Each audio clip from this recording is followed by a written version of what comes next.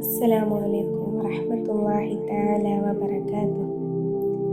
യുദ്ധഭൂമിയിൽ നബി സല്ലല്ലാഹു അലൈഹി വസല്ലമക്ക് ചുറ്റും ശത്രുക്കൾ തടിച്ചുകൂടിയപ്പോൾ സ്വന്തം ജീവൻ പണയപ്പെടുത്തി അവിടത്തെ സംരക്ഷിക്കുവാൻ വാളേന്തിയ ആ ധീരവനിതയെ നിങ്ങൾക്കറിയാമോ?